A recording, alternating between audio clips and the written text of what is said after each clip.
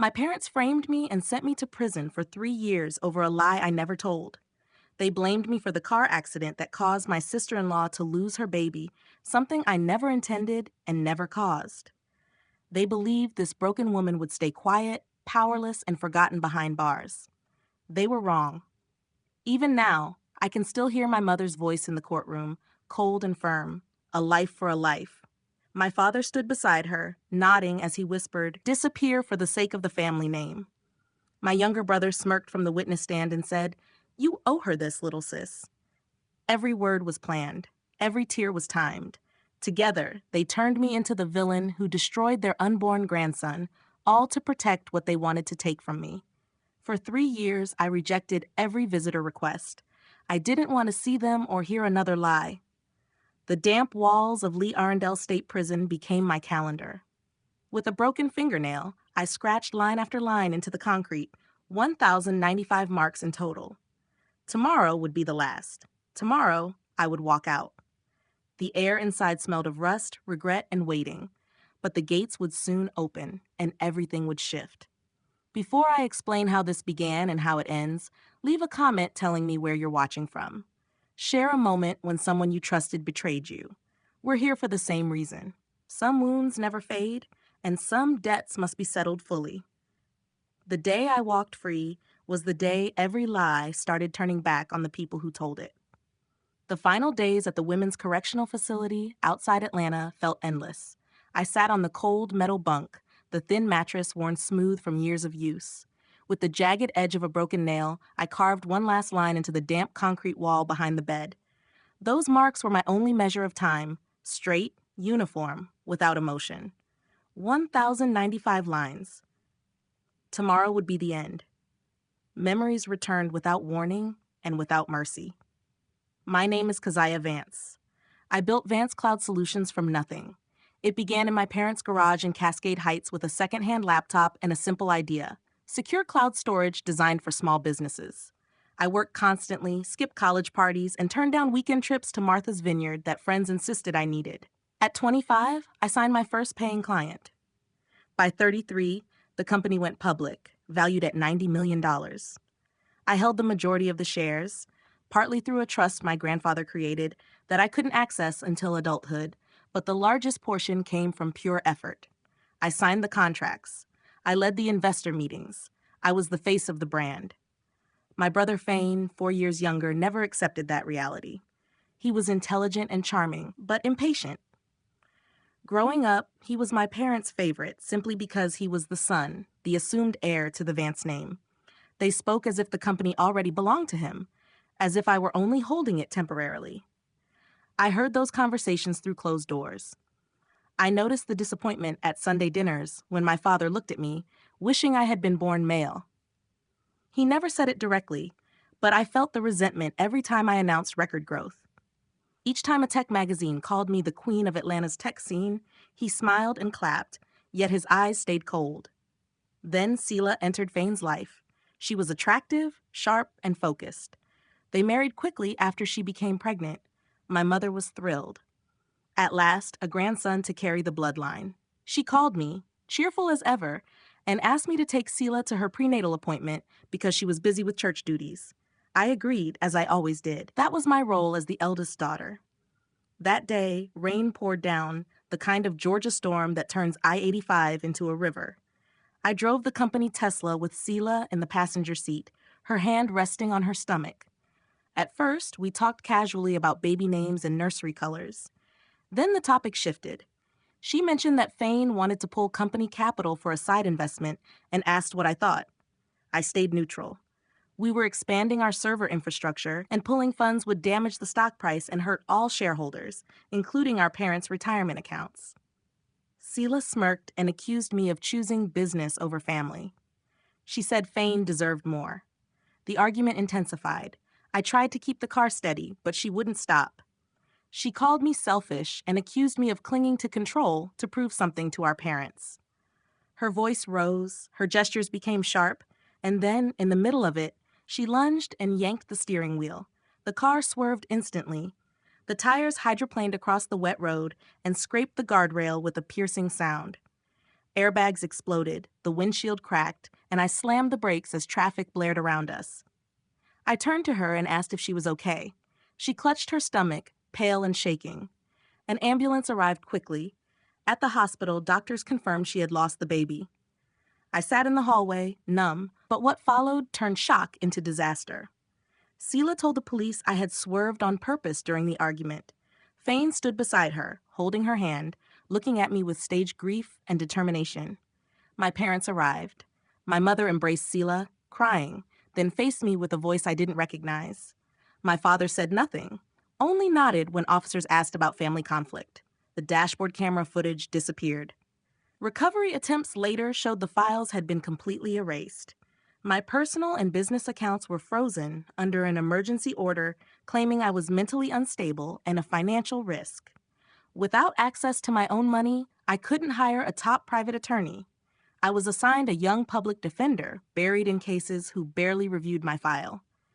The trial lasted 3 weeks in Fulton County Superior Court.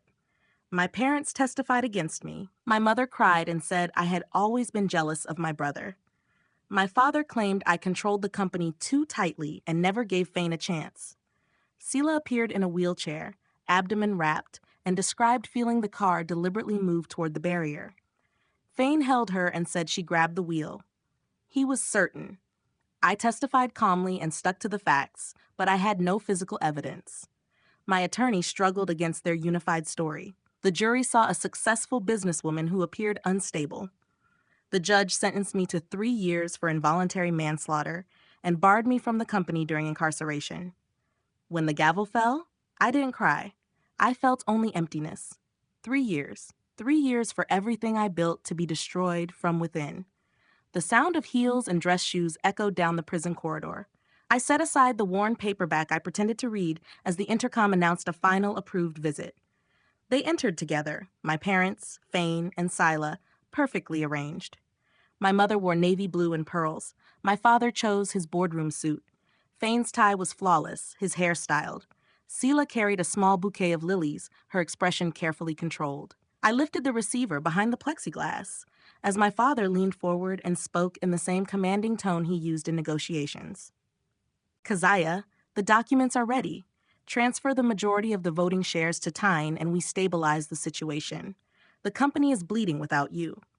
My mother's voice followed, softer but just as deliberate. It's the only way to protect what your grandfather built. Investors are uneasy. One signature saves jobs. It protects the legacy. Fane took the phone next. His eyes locked onto mine with the same intensity he had shown in court. Think about the bigger picture, little sis. You always said Vance Cloud Solutions was bigger than one person. Sila pressed her free hand against the glass. After all, you owe this to the family. I held the receiver in silence. Then the door on their side opened again. Amari Vance, my youngest brother, 25, walked in. I had fired him as CFO 18 months before my arrest over what appeared to be small reporting irregularities. He wore a fitted gray suit, hair neatly trimmed, looking more like a rising executive than someone who had spent years searching for work. He sat down without looking at me. When he finally lifted the phone, his voice was calm and distant. Family isn't always about who's right or wrong. Sometimes it's about who survives. His gaze drifted away as he spoke. I studied their faces. The parents who taught me ambition, the brother who grew up behind me, the sister-in-law who joined us 5 years earlier.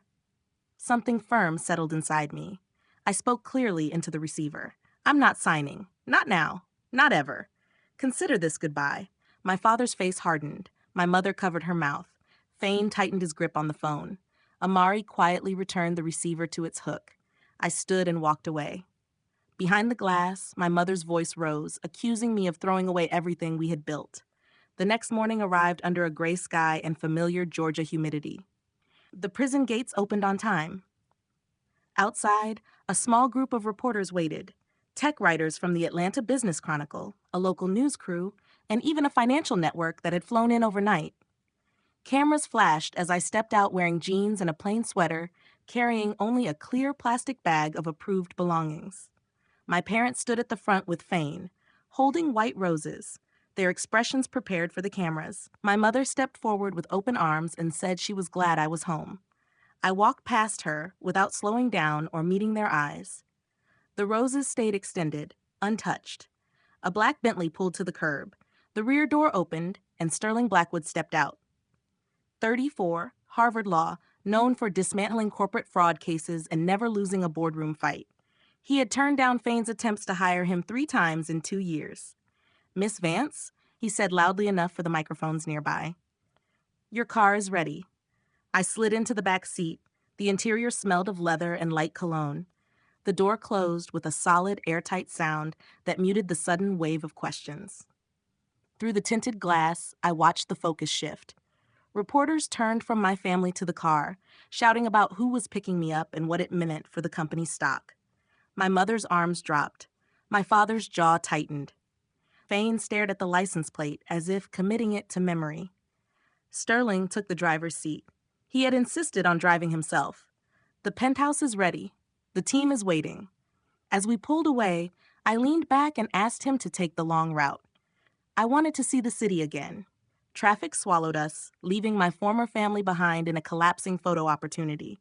I didn't look back for long. Morning light filled the midtown penthouse overlooking Piedmont Park. I stepped inside the apartment, prepared weeks earlier, and the door closed behind me with a final sound that settled in my chest. The air smelled clean. Lemon polish and fresh linens, nothing like the concrete and disinfectant I had breathed for 3 years. I left the plastic bag on the marble counter and went straight to the bathroom. The shower was all glass and chrome with multiple rain heads.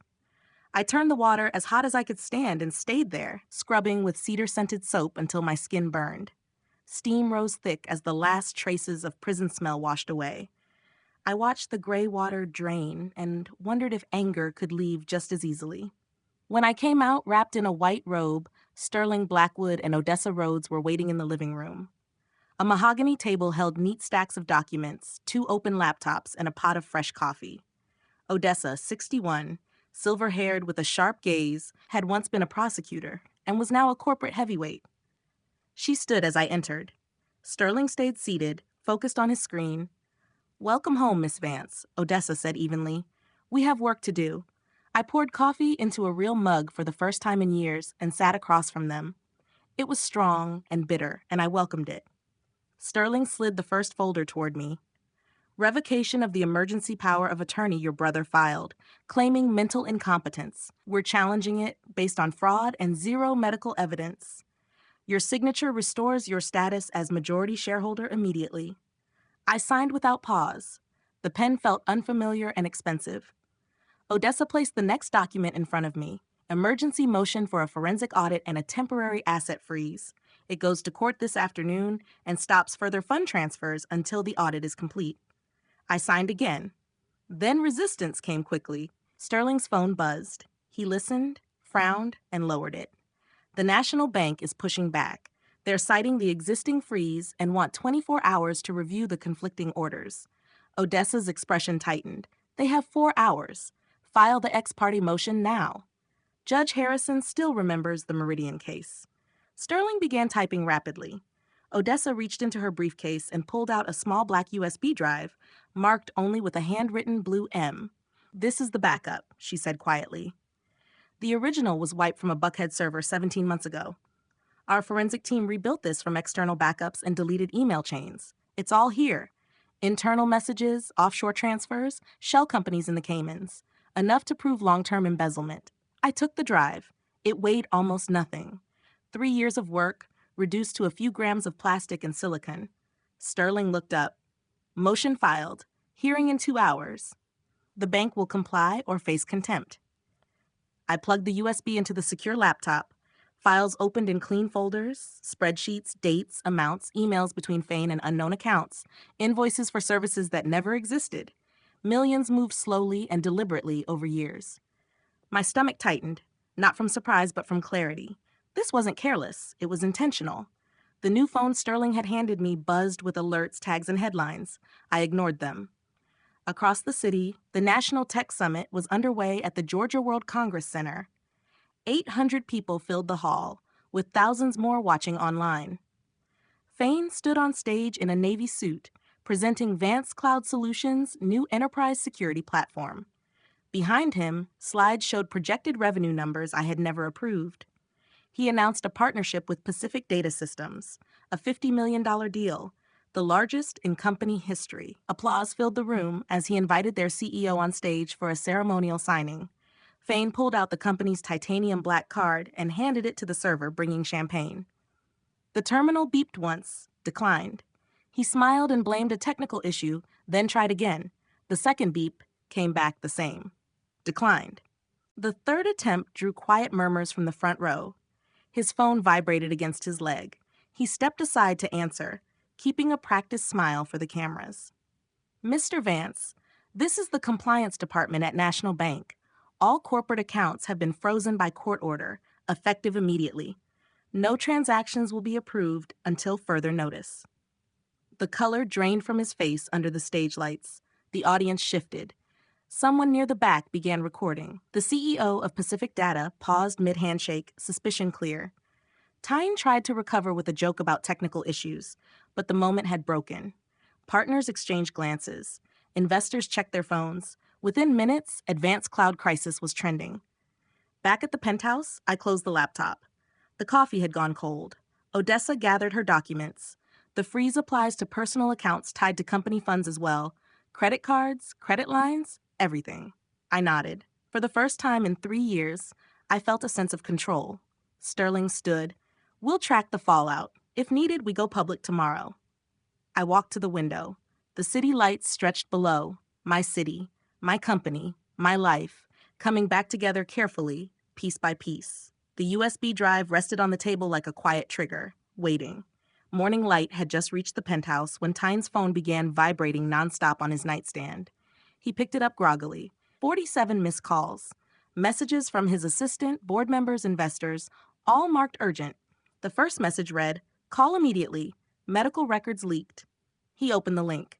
A scanned report from Grady Memorial Hospital dated 3 weeks before the accident. Diagnosis: spontaneous miscarriage due to prolonged work stress. No trauma noted. Sela's signature confirmed receipt. His chest tightened. He kept scrolling. The document had been filed with the emergency audit motion yesterday and picked up overnight by the press. Headlines were already live. Vance Cloud Solutions CEO's wife lost pregnancy before alleged accident. Conviction under scrutiny. He rushed to the kitchen where Sela was pouring coffee. She smiled, then froze at his expression. "Is this true?" he snapped, thrusting the phone at her. She glanced at the screen and set the mug down.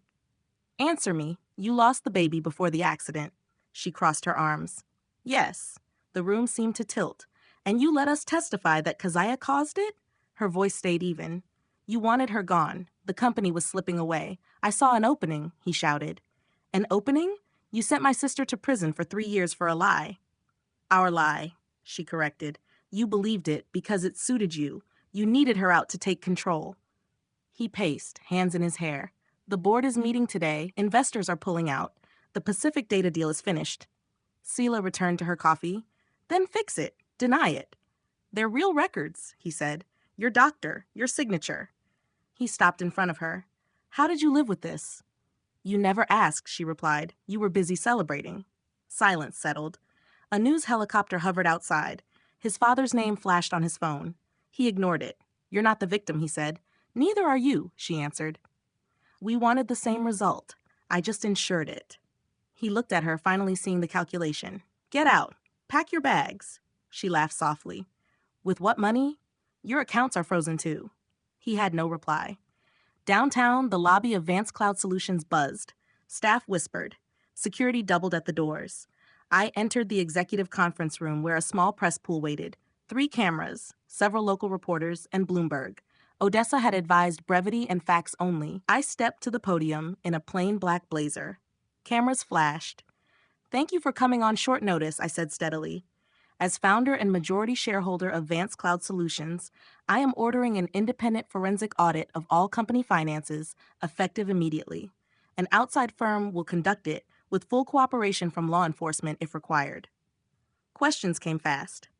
I raised my hand. "Certain documents have surfaced that raise serious concerns about the events leading to my wrongful conviction. The truth will be established through proper channels. Until then, I am resuming my role as chairperson. My priority is protecting this company and its employees. A reporter asked if my family had framed me. I looked into the camera. The evidence will speak for itself. Accountability follows facts. I stepped away after 8 minutes. Odessa ushered the press out. Sterling handed me updates. Mentions were surging. The stock dipped 12% at open, then stabilized. The board wants an emergency leadership vote. Let them, I said. We're ready. That night, back at the penthouse, I stood by the window. 23 missed calls from my mother. I didn't answer. The lies were unraveling faster than they were built, and for once, I wasn't paying the cost. That afternoon in Buckhead, traffic hummed as 2 moving trucks and a court officer's SUV stopped at the gates of the Vance estate. I stepped out of the Escalade with Sterling beside me, the eviction order in hand. The 6-bedroom home had been titled solely in my name long before my parents moved in, a premarital asset the court recognized without dispute. The gates opened. My parents, Tane and Sela, stood on the steps with packed suitcases. My mother clutched a small jewelry box. My father held a garment bag. Tyne looked exhausted. Sela stared at the ground. The officer read the order. Immediate vacancy, personal clothing only, all items purchased with company funds to remain. My mother dropped the box and rushed forward, pleading. She spoke in the language of my childhood, soft and familiar. My father stayed rigid, hands shaking, unable to meet my eyes. Fane stepped forward, warning about the news and the stock. It's already public, I said quietly. Amari arrived, parked, and walked up slowly, playing the concerned mediator. He asked me to give space, reminding me they were still our parents. His look lingered, knowing. Tyne knelt, asking Amari to talk to her. Amari's response was calm. You made your choices. He turned away. Sela spoke once, bitterly, accusing me of enjoying it. I didn't respond. Neighbors gathered behind the gates, phones out. A Channel 5 van rolled up. Movers began removing marked items, art bought on company cards, imported kitchen appliances, gym equipment billed as executive wellness. My mother collapsed on the steps, sobbing. My father moved to help, his legs unsteady, as everything finally caught up to them. Fane stayed on his knees until Sterling calmly suggested he stand for the officers.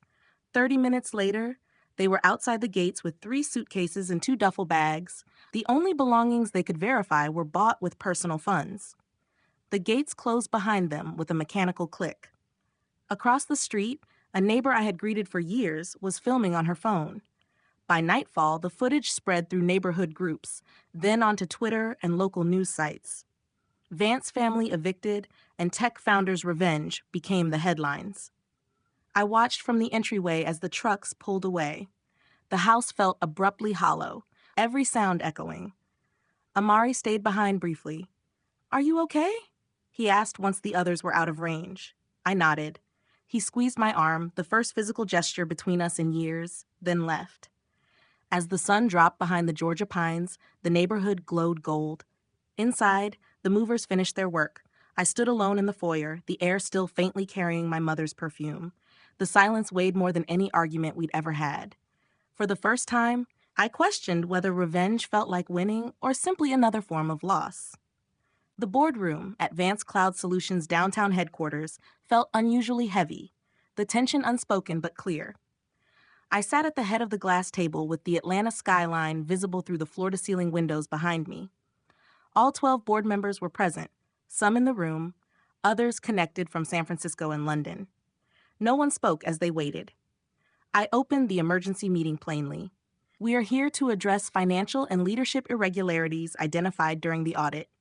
Odessa Rodes stood beside me and displayed the first slide, a timeline of questionable transactions going back 3 years. The room shifted. Then the door opened. Amari entered carrying a thick accordion folder, calm but focused. He placed it on the table with a soft sound that carried. With the board's permission, he said, I would like to submit additional evidence. A few members exchanged looks. Amari had observer rights through shares held in his mother's trust, but this was unexpected. He opened the folder and laid out documents, printed emails, bank statements, invoices for consulting work that never occurred, offshore Cayman accounts tied to shell companies, payments to a private investigator who had followed me before the accident, and bribes to a dashcam technician routed through gift cards and payment apps. I started collecting this the day Keziah fired me, Amari said quietly. Those reporting errors weren't random. They were early signs of organized embezzlement. I stayed neutral with the family to keep access. Every dinner, every holiday, I documented what I could. He met my eyes briefly. That day, I chose her side. I just needed proof. Questions erupted. A venture capital director demanded verification.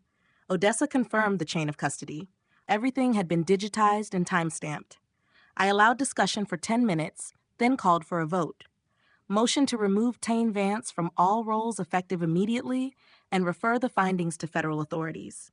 Hands rose one after another. Unanimous. Tane was not present. He had been instructed to stay away during the investigation, but by the end of the hour, his removal was official. The following months moved quickly through depositions and discovery. The U.S. Attorney's Office assumed control. Charges followed: wire fraud, embezzlement, perjury, conspiracy. The federal trial in Atlanta lasted 6 weeks. Prosecutors presented a clear narrative: greed masked as family loyalty. My parents accepted plea agreements to reduce their sentences, 18 months each for perjury and conspiracy to commit fraud. They avoided additional prison time beyond pretrial detention, but lost all voting rights tied to the company trust. Sila testified against Tyne and received probation and community service. Her role in initiating the false accusation resulted in 5 years of probation and a permanent criminal record. Thane fought back. His defense argued aggressive but lawful business tactics. The jury rejected it. Guilty on all counts. 10 years in federal prison, no parole eligibility for 7, and $12 million in restitution tied directly to his actions. I sat in the front row during sentencing. My mother cried quietly when his name was read. My father stared forward, expression fixed. Scylla avoided eye contact. When Tane stood, the judge listed the charges: embezzlement, wire fraud, conspiracy to commit perjury in the wrongful conviction of Keziah Vance. As the bailiff moved to restrain him, Tane turned toward me. His lips formed my name, but no sound came out. I held his gaze steadily. Confusion, anger, and appeal were there, along with my own. 3 lost years. A company nearly ruined, trust beyond repair. He was led away last. The courtroom doors closed with final weight. Reporters waited outside, but Odessa and I exited through a side door. Rain had begun again, light and steady. In the car, she asked if I wanted to comment. I declined. The verdict spoke clearly enough. I watched the courthouse fade behind us, feeling a mix of relief, quiet grief for the family that no longer existed, and resolve. The lies had run their course. The truth finally stood. A year later, I sat in the visiting room at the Federal Correctional Institution in Atlanta. The plexiglass between us was worn and cloudy from years of conversations. Tane looked smaller. The orange uniform hung loosely on a thinner frame. His hair was cropped short, fatigue visible around his eyes. He picked up the phone with hands no longer marked by an expensive watch. I lifted my receiver. He spoke first, his voice rough. "Thanks for coming. I didn't expect you would." I waited. "I know sorry doesn't change anything," he said, "but I've had time, a lot of time." He paused, searching my face. "Mom and Dad ask about you in every letter. They want to know if you're okay." I kept my expression neutral. "The company is doing well," he added. "I read the quarterly reports in the library. Amari's doing great as CEO." I nodded once. He swallowed. "I don't expect forgiveness. I just needed to say it to you directly." Finally, I spoke, my voice calm and measured. "There is no forgiveness. Not for you, not for my mother or father. The bond of blood is broken legally, emotionally, and completely. I changed my name on every official record months ago. You are strangers now." His expression collapsed, yet he held my gaze. "I transferred full ownership and control of Vance Cloud Solutions to Amari." I continued. "He was the only one who chose what was right instead of what was convenient. Ethics over family pressure. He earned it." Tane's knuckles tightened around the phone. "I deserve this." "Yes," I said, "you do."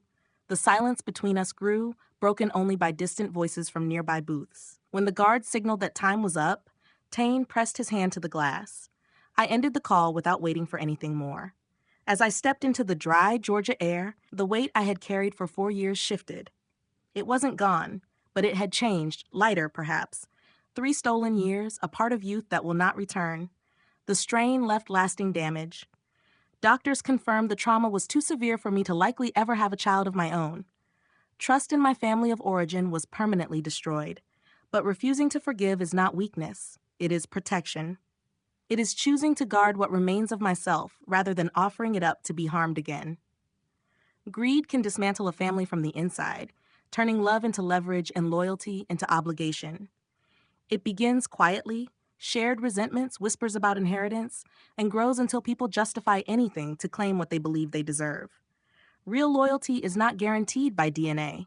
It is chosen. Amari proved that by risking everything to stand for what was right when it cost him the most. I drove west as the Atlanta skyline came into view. The company is thriving under new leadership. I advise when necessary, but most of my focus is on building something smaller, something entirely my own. Some losses are permanent. Some choices define us for life. But survival, real survival, means deciding who is allowed to remain in your life and who is not, and standing by that decision without apology. Did you enjoy the story? And which city are you listening from? Thank you for your continued support. I look forward to reading your thoughts in the comments. On your screen now are 2 more life stories I highly recommend. There is much more on the channel, so don't forget to subscribe. I'll see you in the next life story. With love and respect.